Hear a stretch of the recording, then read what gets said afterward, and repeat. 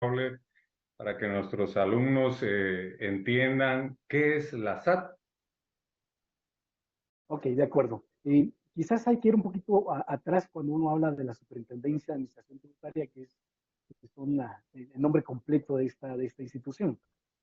Originalmente, Guatemala tenía un régimen como la mayor parte de países con una Dirección General de Rentas Internas y una Dirección General de Aduanas. Estas dos eran las encargadas del manejo de la recaudación tanto de impuestos internos como los de comercio exterior. Eh, de acuerdo al finalizar el año, la década de los 90, se dio un cambio en la parte de política fiscal de manera integral en el sentido de migrar hacia el sistema de integración de administración financiera que habrán hablado con el señor ministro, que es la parte de gasto, pero también hacer una modernización por parte del lado de los ingresos. En ese sentido, se hizo con el apoyo básicamente del Banco Mundial la gestión para implementar esta superintendencia, que sería pasarle las funciones de administración y recaudación de los tributos, tanto internos como externos, a este ente que es denominado Superintendencia de Administración Tributaria. Existen en otros países también este tipo de instituciones y la idea era un poco descentralizar la operación por algunas falencias que tenemos en el sector público para los temas de control y de mayor expansión de la recaudación tributaria. Había un problema muy claro antes de los 90, la recaudación no representaba más del 8% del Producto Interno Bruto, de la actividad económica del país, y se necesitaba mucho más para poder impulsar un proceso de crecimiento económico. Ahí está la raíz de la Superintendencia de Administración Tributaria en términos económicos. En términos legales, pues obviamente se basa en que la función de las finanzas públicas, de la hacienda pública, es una función del señor presidente delegada al señor ministro de Finanzas a través de la ley del Ejecutivo. Es por ello que ustedes verán más adelante por qué es la razón de que el ministro de Finanzas participe en la SAT y también mi persona participa ahí en el directorio de la SAT. Muy amable, señor viceministro. Los alumnos, me imagino que al igual que yo, pues estamos sumamente interesados en saber que usted como viceministro y que pues está en el Ministerio de Finanzas también, tiene dentro de sus atribuciones que ver con algunos asuntos con la SAT. Así es, licenciado André. En realidad, eh, como le decía, la función del presidente es la hacienda pública delegada en el señor ministro de Finanzas. Y la parte de política fiscal, tanto de ingresos, egresos como de deuda pública, es una responsabilidad del Ministerio de Finanzas y de su máxima autoridad, que es el ministro. En ese sentido, por eso el directorio de la SAT es presidido ex oficio por el ministro de Finanzas Públicas. Este ministro de Finanzas Públicas tiene que tener una representación en todas las múltiples ocupaciones. Imagínense ver las finanzas desde estos tres ámbitos. Y tener la concentración de ver las tres partes al mismo tiempo hace necesario que haya un presidente suplente en el directorio. En ese sentido, el presidente suplente es el viceministro del área de ingresos y evaluación fiscal. Y en este caso, esa es mi participación en el directorio para dirigir la política fiscal, que es un poquito distinto al término de la administración de los tributos, que eso es estrictamente del superintendente de administración tributaria. Entonces eso nos lleva, señor viceministro, a una pregunta también interesante. Eh, Debe existir un directorio de la SAT, ¿verdad? ¿Cómo es que se integra ese directorio? Ah, excelente. Quizás también hacer un poquito de historia. Originalmente en 1998 se pensó en algo así como lo que son los comités de los buró de la Reserva Federal de los Estados Unidos, que es el ámbito monetario.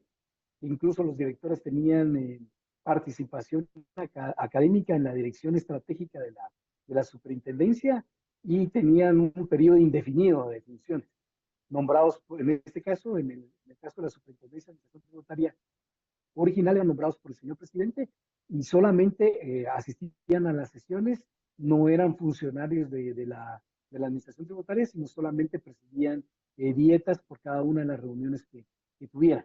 Y tenían dentro de su campo de acción no solo la parte estratégica el conocimiento de la parte administrativa y también la parte de resolución de recursos en materia tributaria. Esto se dio desde el 98 hasta la crisis en 2015. Ustedes recordarán el tema que se presentó con el caso denominado La Línea y todas las consecuencias que hubieron. Hubo una reforma en 2016 para esta ley y ya la gobernanza fue cambiada. En realidad ya solamente se quedaron dos directores, pero con calidad de funcionarios.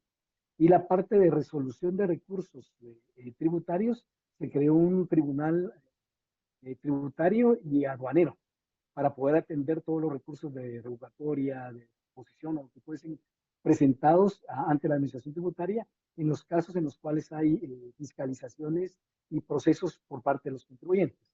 Este directorio entonces está conformado actualmente por dos funcionarios de la SAT que ya son, bueno, son 011, es decir, son personal permanente y tienen todas las atribuciones que le corresponde a una máxima autoridad.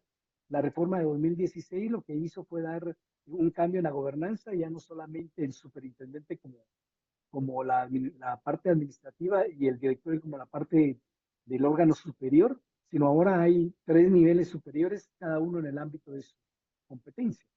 En el ámbito del directorio, la competencia son todos los temas estratégicos y el tema de verificar que haya una buena administración. Eh, por parte del superintendente es toda la parte de autoridad administrativa superior, la implementación de recursos humanos, de las intendencias, la operatoria de las regionales, gerencias regionales, y el parte de tributa que ven tanto los recursos de tributos internos como los recursos de aduanas que interpongan los contribuyentes ante algunos ajustes que hacen la Intendencia de Fiscalización o las gerencias regionales de cada una de sus secciones. Eso es básicamente la reforma y este directorio entonces ve la estrategia en coordinación con la política fiscal para buscar la mayor recaudación, la facilitación en el cumplimiento de los tributos y las herramientas de control para dárselas a la superintendencia y que puedan entonces garantizar la eficiencia y la eficacia en la. Aunque usted pues ya en su disertación, en esta entrevista, ha dado algunas pinceladas, ya nos vamos dando una idea de lo que es la SAT, pero ¿sería usted tan amable de indicarnos pues una función así específica, principal de la SAT para que los estudiantes tengan conocimiento de él? Excelente, sí. Sí, globalmente digamos que lo más importante para la administración tributaria es exclusivamente es la única entidad encargada de manejar la legislación y aplicar la legislación tributaria y ejercer las funciones de administrar el régimen tributario. Aplicando esa legislación, verificar la recaudación, o sea, ejecutar los mecanismos para que se haga la recaudación, el control y la fiscalización. Digamos, para eso está organizado en varias intendencias y gerencias.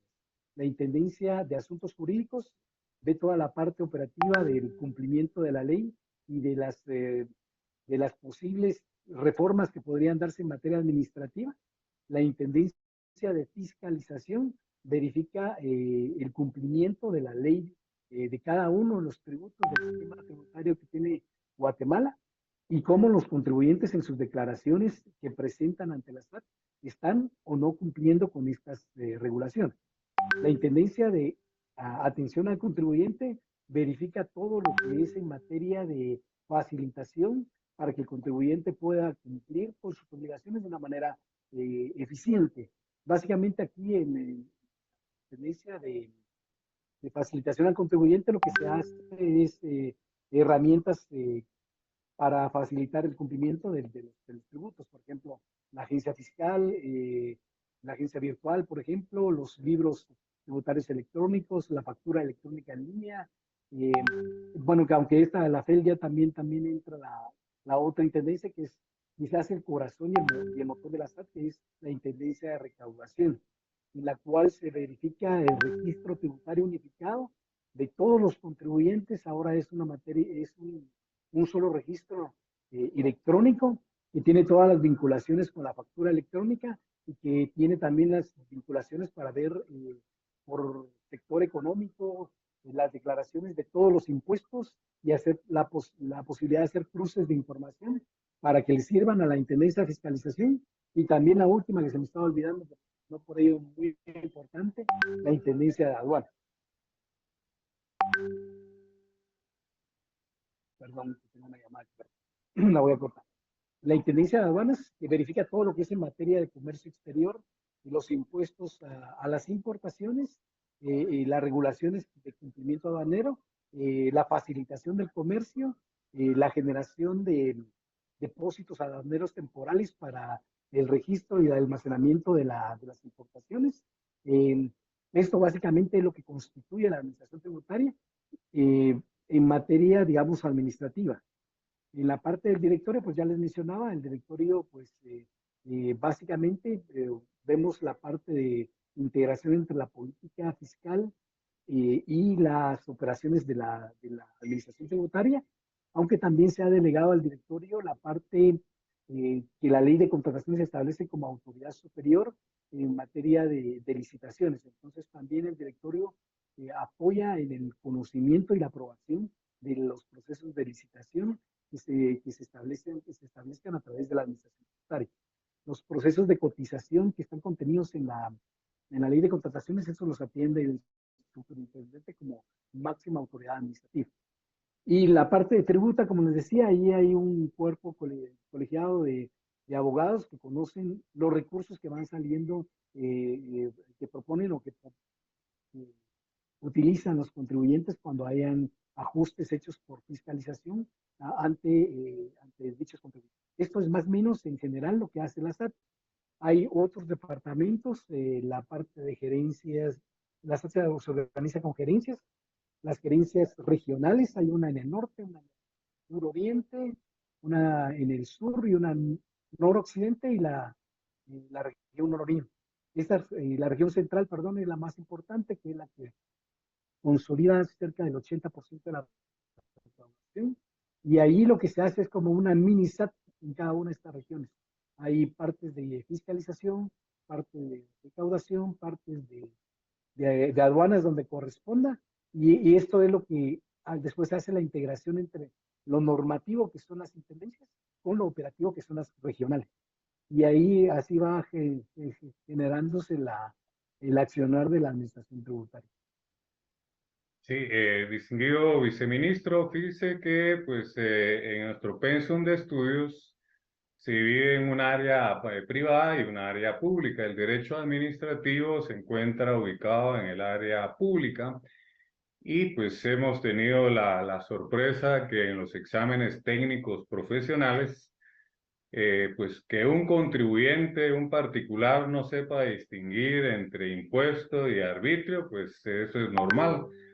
Pero para alguien que está estudiando la carrera de abogacía y notariado, máxime si en el futuro quiere ser un funcionario público o asesor, pues no debe distinguir entre estas dos palabras que es impuestos y arbitrios. ¿Sería usted tan amable, señor viceministro, de crearnos la diferencia entre impuestos y arbitrios? Con mucho gusto, esta hora ya no, mire. En realidad quizás aquí hay que apoyarse en lo que claramente dice el Código Tributario. Un impuesto es un tributo que tiene como hecho generador una actividad estatal general no relacionada concretamente con el contribuyente.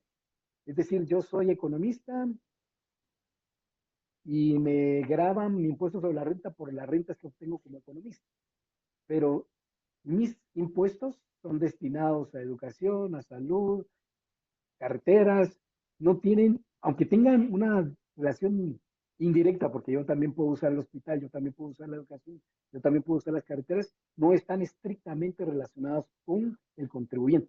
Es una obligación, digamos, de poder que tiene el Estado para poder sufragar todos sus gastos a través de los impuestos.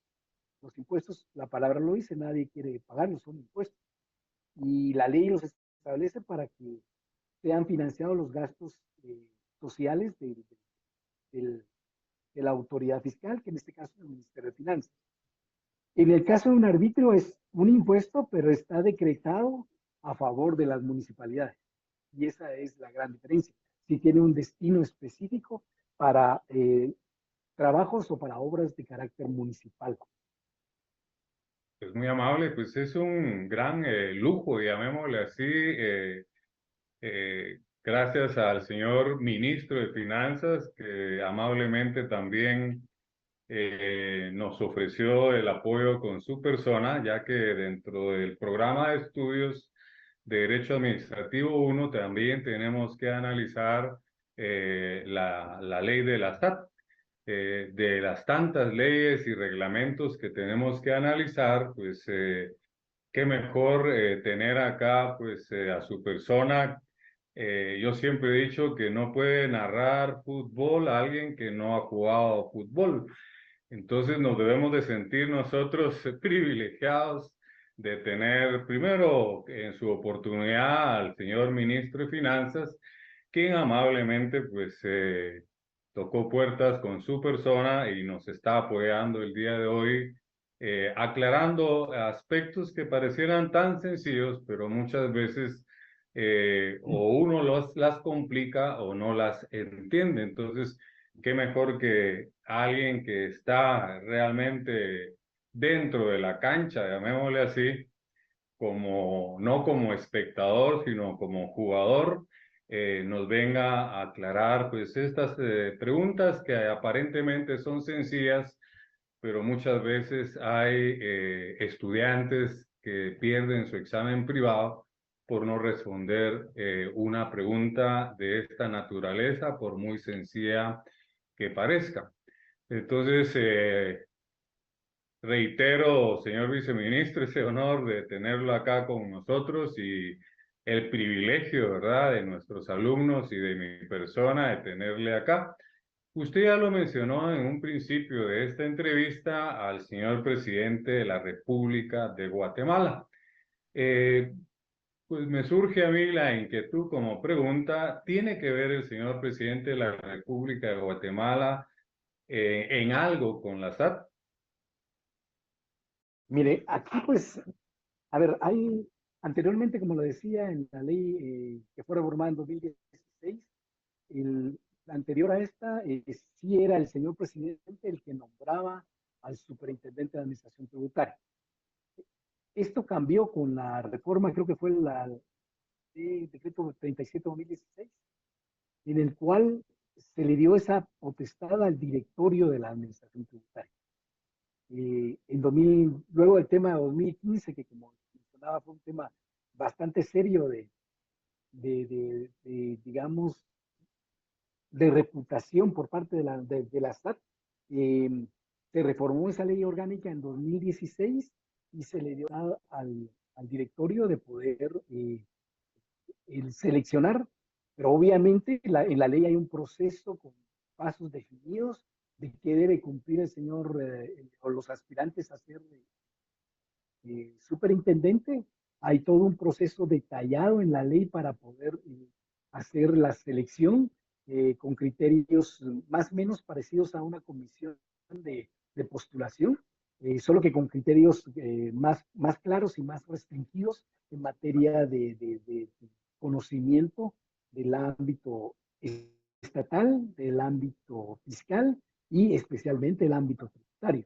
Esos son los tres temas que debe tener cualquiera de los superintendentes para poder armonizar los tres elementos que les decía que tienen la estructura, que son el directorio, la administración a través del superintendente y el tributa. Debe conocer esos tres ámbitos para poder tener la dirección de la tributaria. Hay un proceso en el cual tuve la oportunidad de participar para seleccionar al actual superintendente. Tuvieron 16 postulantes, hay que hacer exámenes, hay que evaluar esos exámenes, entrevistas, previo hay que ver los expedientes que cumplan. Hay un tema ahí muy especial que me parece relevante, el cumplimiento de los requisitos. Hay que ser muy estrictos en ese sentido, porque si una persona no es capaz de cumplir con un requerimiento en un formulario, no podría ser tan capaz de administrar la administración tributaria. Y ahí fuimos eliminando algunos de los 16 hasta quedar con 3 personas con las cuales se tomó la decisión de elegir a uno de ellos 3. Esto es en materia del superintendente. Ahora, en materia del directorio, y al directorio se le está dando la facultad de, de dirigir o de elegir al señor superintendente, el, el directorio también tiene que tener una vinculación, porque recordemos constitucionalmente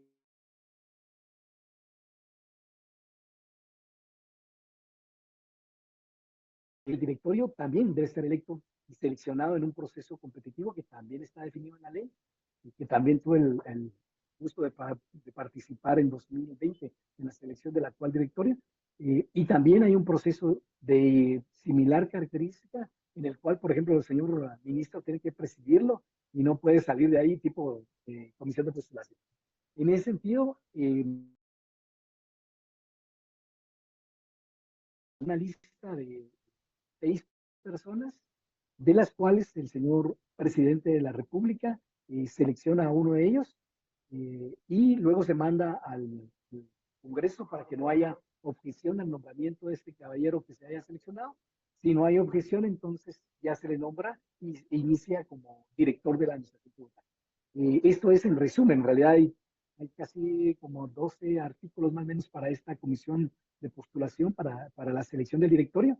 Y posteriormente, ya una vez teniendo estas 2 autoridades, se hace el proceso de selección del tributo. O se hizo en su momento en 2016, ¿verdad? Porque había que hacerlo así escalonado. Y de igual forma, el directorio tiene 4 años, 4 o 5 años, no tengo en mente, pero está en la ley cuánto es el periodo que tienen para estar vigentes. Los actuales directores finalizan su designación en septiembre de 2024. Iniciaron en 2020, sí son 4 años entonces los que tienen los señores directores. Y los señores del tributa también tienen 4 años y se van moviendo, no son fijos, sino se van moviendo de acuerdo a una estructura que se estableció en la ley. Eso básicamente es, licenciado, no sé si amplía la duda o estamos bien con esta respuesta. Sí, vamos a pasar a una parte que asusta a los estudiantes cuando yo les digo que en materia administrativa, en un examen técnico profesional, uno tuvo que haber leído más de 50 leyes administrativas. Todavía me quedo corto y una de ellas que es obligatoria por la importancia que tiene esta institución, que es la SAT, pues lógicamente tiene una ley, ¿verdad?, específica. ¿Sería usted tan amable, señor viceministro, de decirnos cuál es esa ley que regula todo lo relativo a la SAT? Con gusto es el decreto 198 del Congreso de la República, que es la ley de la Superintendencia de Administración Tributaria, que había ya incluye la reforma que se hacía referencia en 2016 y que básicamente era en parte el tema de la gobernanza.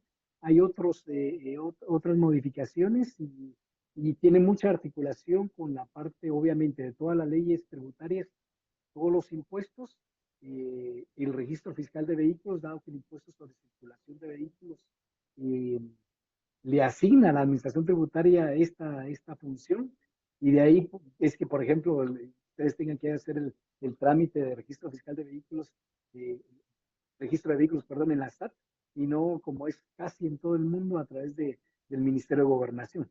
Eh, También el Código Tributario obviamente es muy importante para el tema de poder entender la articulación con la SAT, cuáles son los derechos, las obligaciones que están instituidas en el código y cómo esto se regula con el funcionamiento de la Superintendencia de Administración Tributaria, también está contenida estas articulaciones.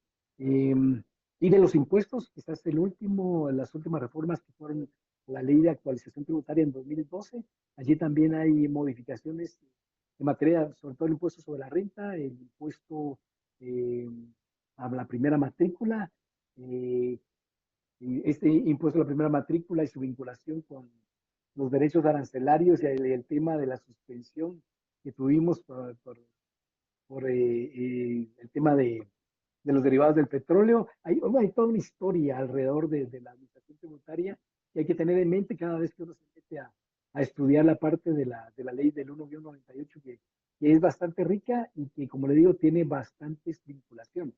En 2012, con la ley de actualización tributaria, también se instituyeron algunas herramientas de derecho internacional, derecho tributario internacional, eh, básicamente el tema de precios de transferencia y evitar no solo la doble tributación a nivel internacional, sino la elusión y la evasión que generan estos precios de transferencia entre grandes empresas internacionales con,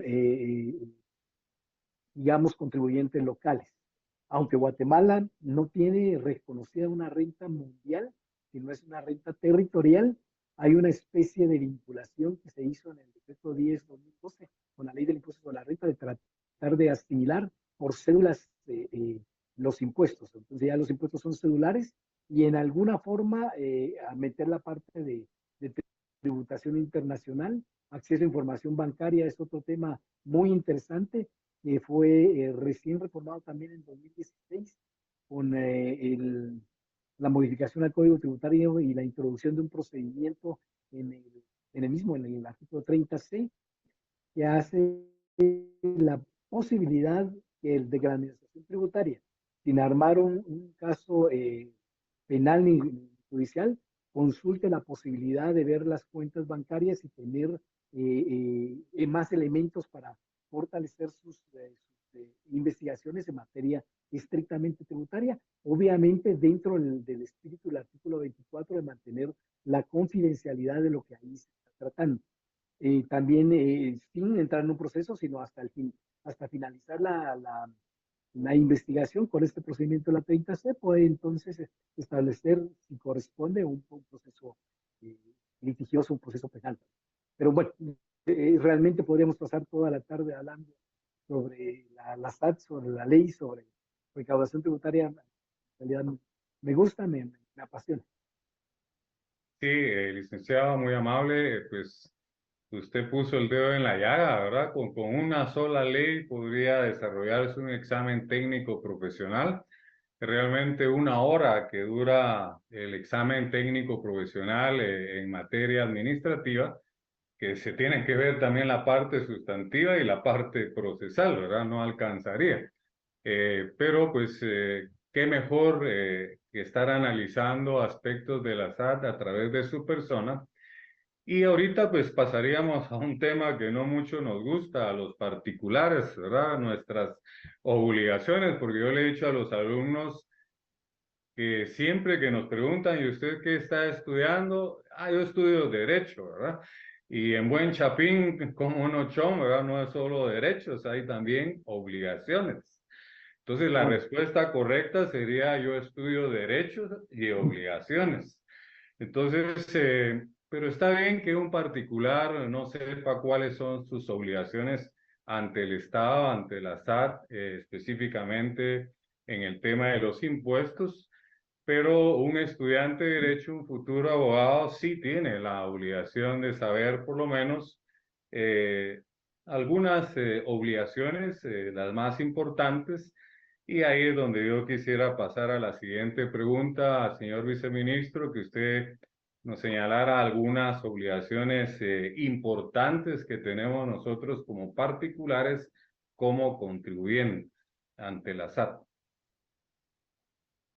Bien, gracias. En realidad, bueno, la SAT es el ente que, digamos, representa al Estado. En realidad, las obligaciones las establece la Constitución. Nosotros tenemos la obligación de contribuir al gasto público, porque recordemos que el Estado como nación no es solamente, digamos, el sector privado, no es solo el sector público, es la sociedad en su conjunto.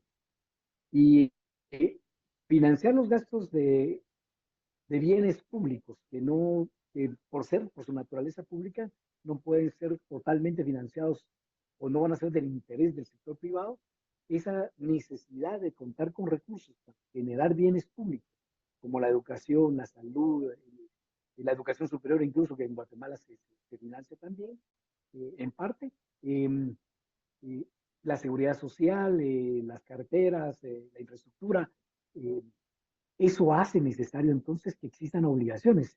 Y el financiamiento, pues obviamente, en tema de finanzas, el único recurso financiero pues, es el dinero. Pues al final, la concreción, digamos, en la historia económica y de desarrollo social es que todo lo materializamos a través del dinero. El dinero es el que puede cambiar, hacer concretos los proyectos de cualquier naturaleza. Y entonces, para obtener ese dinero, es que existe la necesidad de crear un sistema de administración tributaria. Obviamente ha existido en la historia, digamos, desde la esclavitud hasta actualmente tenemos todo un desarrollo en cómo ha sido ese financiamiento, pasando por regímenes esclavistas, regímenes feudales y llegando hasta la época actual en la cual ya hay una estructura para el tema de recaudación. Es indispensable entonces dentro de ante el Estado y ante la Superintendencia de Administración Tributaria, pues hay tres niveles de cumplimiento: el cumplimiento formal, el cumplimiento, eh, el cumplimiento en el registro y el cumplimiento en el pago. El cumplimiento formal, pues es que usted presente sus declaraciones en tiempo y al momento en que está establecido en la ley. El cumplimiento en el registro, pues ahí vamos a quizás el más importante. Todos aquellos que generamos rentas, que hacemos compras, que participamos del aparato estatal y de la sociedad en su conjunto, tenemos que estar registrados. Y en el caso de la administración tributaria significa tener un número de identificación tributaria. Recuerdo cuando fui a estudiar en Chile en 1992, ya hace bastante, ya ellos tenían un registro unificado tributario.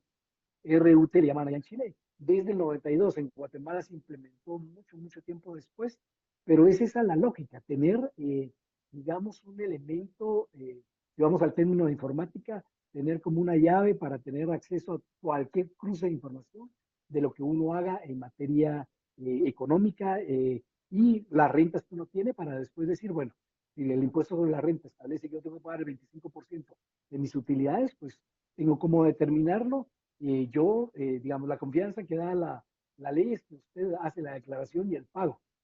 Y el SAT tiene que verificar si realmente lo hizo acorde. Entonces, para tener ese elemento, la obligación de uno es registrarse. Y si teniendo el registro, pues obviamente ya uno opta. Bueno, si estoy haciendo actividades lucrativas, pues bueno, tengo que pagar impuesto de la renta, tengo que pagar el impuesto del IVA, tengo que pagar impuestos sobre circulación de vehículos, si es que voy a utilizar vehículos en la empresa. Y ahí empieza todo el entramado que implica el conocimiento ya no solo de las leyes, sino de los procedimientos, de los reglamentos de cada una de las leyes. En ese sentido, pues allí ya empieza ya, digamos, el tema de las obligaciones formales y de la última es la obligación en el pago, ¿verdad? Que tiene que estar bien cumplido de acuerdo a lo que dice la ley, porque si no, la administración tributaria también tiene el poder coercitivo de imponerle multas, que en este caso la multa siempre es el 100% del impuesto no pagado. Y ahí ya es un golpe de poder, de decir, bueno, si yo no pago 100 quetzales, de alguna forma, la multa va a ser 100 quetzales adicionales. Entonces, ya mi deuda no son 100, sino son 200, y así va pagando intereses y moras y todo ese tipo de regulaciones, lo que tratan es entonces de ir armonizando un sistema tributario que garantice la mayor cantidad de recursos para poder financiar los bienes públicos al que les hacía referencia. Pero ya en concreto, pues la obligación más importante es estar registrado en la administración tributaria y registrarse en los regímenes a los cuales uno está participando. Eh, bueno, hay muchas más, pues, pero habría que ver presentar las declaraciones y estar atentos a los llamados de la SAT, porque la SAT hace comunicaciones para cuando un contribuyente está omiso, que no ha presentado unas declaraciones. Esto se ha ido facilitando porque ustedes pueden entrar actualmente a la página de la SAT y ustedes pueden a través de su número de integración tributaria, que ahora también ya está vinculado con su CUI, con su código único de identificación. Entonces ustedes pueden con cualquiera de los dos verificar si tienen atrasos o si tienen algún tipo de incumplimiento y establecer ya el contacto. Y quizás como les al final les estoy manifestando, el principal, la principal obligación es registrarse, y registrarse adecuadamente dependiendo de cada una de las actividades que el contribuyente esté realizando. Si omite alguna, puede incurrir en alguna falta o puede incurrir en algún delito, y eso ya dependerá de cada uno de los impuestos. Sí, se me había quedado en el tintero, señor viceministro, y usted lo mencionó en este momento, el NIT, el famoso NIT, ¿verdad? Que usted nos hiciera el favor, así con palabras sencillas, explicar, ¿verdad? Porque pues todos escuchamos que su NIT, que esto y lo otro, pero al final incluso nos piden el número de NIT y ahí hay algo repetitivo, ¿verdad? Porque ya el Está NIT, mal dicho. su primera sigla quiere decir número, pero qué mejor que alguien pues especializado, especialista en el tema como usted, nos explique en palabras sencillas qué es el NIT. Claro, sí, el número de identificación tributaria nos da eh, digamos, como les decía, en términos informáticos, es como la llave para una base de datos. Yo tengo un número de identificación tributaria y compro un vehículo, entonces aparezco ya registrado en impuestos sobre circulación de vehículos, pagué mi placa, pago mis impuestos, pagué mi impuesto de importación de este vehículo si lo traje, pues ya tiene una llave para decir, bueno, mire, ha pagado estos impuestos, en tantos años está pagando el impuesto sobre circulación. Bueno, yo también abro una empresa, un restaurante, entonces me inscribo al régimen del IVA, empiezo como pequeño contribuyente, o me paso al régimen general, al pasar al régimen general tengo que inscribirme al impuesto sobre la renta. Es decir, el número de identificación tributaria es como su nombre dentro del sistema tributario. Es el nombre que tiene la SAT para no decir Saúl Figueroa, sino dice, y es mi número de NIT, ¿no? Perdón, es mi NIT. El número de integración tributaria es la clave. Y, y, y existen, por ejemplo, hay empresas o entidades que no tienen fines de lucro. Hay números de identificación tributaria especiales para ellos, que son sin obligaciones y son NIT administrativos. También hay empresas, digamos, organismos internacionales que también hacen transacciones que por su naturaleza de ser organismos internacionales, no pagan impuestos, porque igual los organismos guatemaltecos fuera tampoco pagan impuestos por una cuestión de derecho internacional. Entonces, ellos tienen un número de identificación tributaria, pero no tienen obligaciones. Eh, Hay casos especiales con el número de identificación tributaria que están desarrollados en la ley específica del código en el registro tributario unificado por parte de la SAT. Pero sí, en concreto el NIT es lo que me identifica en el sistema tributario. Y actualmente, como les digo, ya hay una vinculación entre el NIT y el código único de identificación que nos da el RENAP. Y por ejemplo, si ustedes tienen una agencia virtual, pueden entrar con el NIT o pueden entrar con el CUI. Igual accesan a toda la información, hacen sus declaraciones, hacen sus pagos, pueden hacer reclamos a la administración tributaria y esa es como su llave de acceso al sistema tributario, el número de identificación tributaria. Y muy amable, señor viceministro, está más claro que el agua, la explicación que usted nos da con el famoso NIT. El tiempo lamentablemente se nos ha ido consumiendo y puede ser de que yo haya dejado algo que pues es importante que un estudiante de derecho, futuro asesor en un organismo del Estado, podría ser en finanzas, podría ser en la SAT, algo que se nos haya quedado en el tintero a mi persona especialmente, que usted considere importante, señor viceministro, que un estudiante de derecho debe de saber, ¿verdad? Y que pues a mí se me escapó o no lo consideré importante, pero ya que esta es una gran vitrina, ¿verdad? Son más de 300 alumnos, ahí estamos hablando 300 familias digamos que nos estamos, porque me incluyo, educando con temas de la SAT, que muchas veces, por no ser nuestra expertise, no nos dedicamos a esa área del derecho,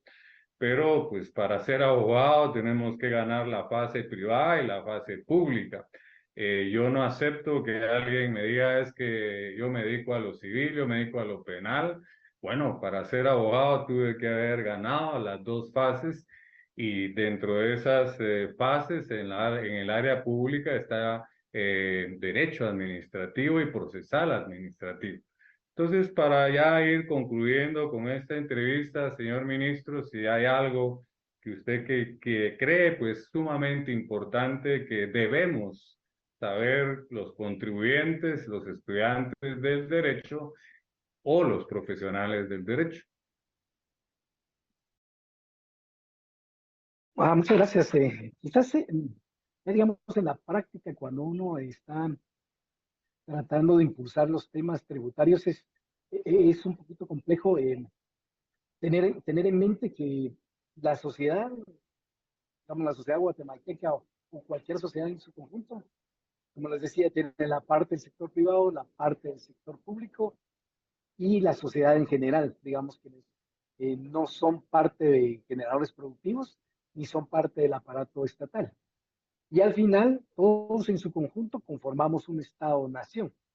Es importante tener en mente que los impuestos son son pensados como una naturaleza de desarrollo social, ¿no? Como usted dice, los abogados deben tener conocimiento de todo lo que es derecho. Yo tengo conocimiento de ingresos, pero también tengo claro para qué sirven estos. Y recuerdo claramente, primer ministra de inglesa decía doña Margaret Thatcher en los 80, no existen más recursos en el Estado que los recursos de los contribuyentes.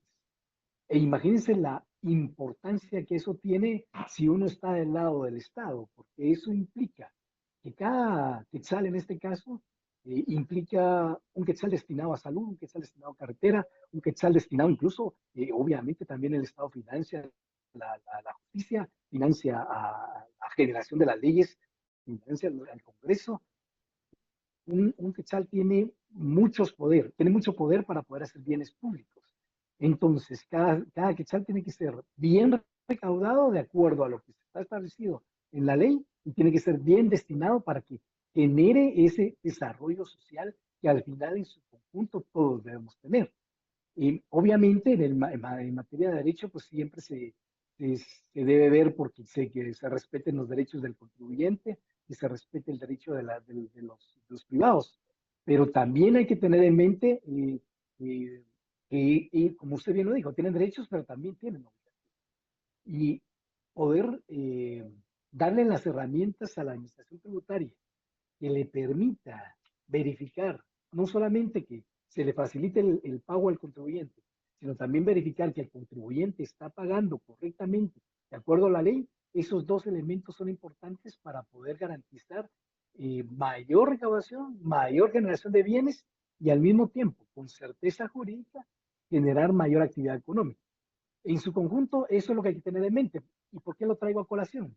Guatemala es parte del Concierto de Naciones y somos parte de uno de los grupos denominado Foro Global de la Organización para la Cooperación y el Desarrollo Económico en el Mundo. Y Guatemala está catalogado como un país no cumplidor. Anteriormente los denominaban paraísos fiscales. Ahora Guatemala no cumple porque no tiene acceso a la información bancaria de la administración tributaria. Hicimos lo que les mencionaba con el 30C, un mecanismo para, bajo el respeto de la Constitución, poder hacer este mecanismo de consulta y no judicializar todos los casos. Pero aún así, tenemos que darle más facilidad a la administración tributaria para poder intercambiar la información con los bancos y esa información de carácter estrictamente tributario también intercambiarlo a nivel mundial, porque a nivel mundial también se están dando problemas como en 2009, ustedes recordarán la crisis financiera y luego el caso de Panama Papers, de Jamaica Papers, de Suiza Papers, todo eso lo que generó fue un boom para ver cómo controlar el hecho de la ilusión y evasión fiscal que lo que representa la evasión y la ilusión fiscal es menos bienes públicos para las sociedades en las cuales se está generando la riqueza. Eso creo que es lo que hay que tener en mente para poder ir saliendo de estos estados. Y al final, imagínense, eh, en un foro público con los amigos de la Cámara de Industria, es que estamos pagando mucho en otros países el 25% del impuesto sobre la renta. No, ahí se paga 15%, pero 25% realmente no es lo que pagan. Cuando ustedes ven ya el 25%, que es la tasa de utilidad, y se lo aplican a un 10%, ellos deberían pagar 2.5 de sus ingresos tributarios, de sus ingresos generados por riqueza. Y cuando ustedes ven las estadísticas de la administración tributaria, no pagan ni el 1% de impuestos como tasa efectiva. Entonces realmente no están pagando el 25% de la utilidad. Entonces, hacer efectiva la administración tributaria es poder hacer entonces que paguen, si gana 10%, pues que pague el 2.5% de acuerdo a ese 25% de la utilidad.